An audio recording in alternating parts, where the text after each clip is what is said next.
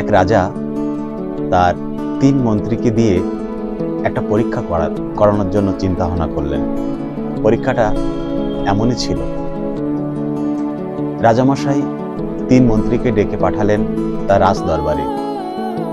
3 মন্ত্রী রাজার কথাটা 3 রকম ভাবে নিল। আসুন কে কেমন ভাবে নিল বিষয়টা দেখা যাক। রাজামশাই মন্ত্রীদেরকে বললেন যে তোমরা এই 3টে বস্তা 3 জনে নাও এবং জঙ্গলে গিয়ে আমার জন্য বস্তা বোঝাই করে ফলমূল নিয়ে আসবে। রাজার এই কথা শুনে 3 জন বেরিয়ে পড়ল জঙ্গলে।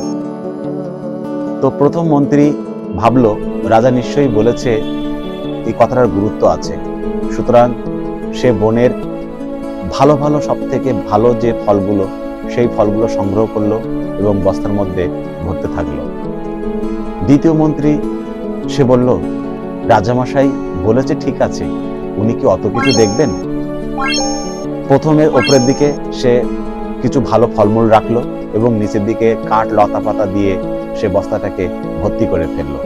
তৃতীয় মন্ত্রী সে বলল, রাজা তো বলেছে বস্তা ভর্তি নিয়েই তো ব্যাপার, যাই হোক সে সব বস্তা লতা পাতা কাঠ কুটো দিয়ে ভর্তি করলো।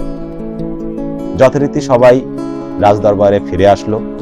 রাজা দেখে 3 জনের দিকে ফিরে শুধু হাসলো এবং বলল, তোমরা তোমাদের কর্মের যে ফল তোমরা নিয়ে এসছো, এ দেখে আমি খুব খুশি হয়েছি। যাও এই 3 জনকে 3টে আলাদা কারাগারে বন্দি করো এই বস্তা সমেত। যে যে বস্তা নিয়ে এসছে সেই বস্তাটা নিয়ে। সবাইকে রাজার কথা অনুযায়ী বন্দি করা হলো।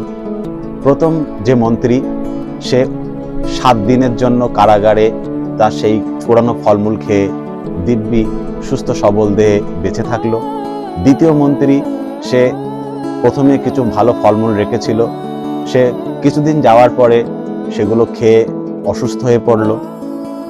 তৃতীয় যে মন্ত্রী ছিল তার তো কিছু খাওয়ার ছিল না, সে তো ফাঁকি দিয়েছে, সুতরাং সে অনাহারে মারা গেল। তো বন্ধুরা, এর থেকে আমরা কি শিক্ষা পেলাম? যখন কোনো ঊর্ধ্বতন কর্তৃপক্ষ বা কেউ যখন কোনো আদেশ উপদেশ দেয় আমাদের গুরুজনরা, তখন আমরা সেটাকে ঠিকঠাকভাবে নিই না। ওই জন্য আমাদের কর্মের যে ফল সেটা তো আমাদের ভোগ করতেই হবে। সুতরাং সময় এবং কর্ম দুটোকে যদি আমরা ঠিকঠাকভাবে ব্যবহার না করতে পারি, তাহলে কিন্তু আমাদের দশা এই তৃতীয় মন্ত্রীর মতোই হবে। আমাদের সব সময়ের জন্য প্রথম মন্ত্রীর মতোই হওয়া দরকার, যেমন বলা তেমন কাজ। সুতরাং সময়ের গুরুত্ব অনুযায়ী, ঊর্ধ্বতনের কথা অনুযায়ী যদি আমরা কাজ করি, তাহলে কিন্তু অবশ্যই আমাদের প্রথম মন্ত্রীর মতো না খেয়ে মরতে হবে না, সুন্দরভাবে জীবন কাটবে।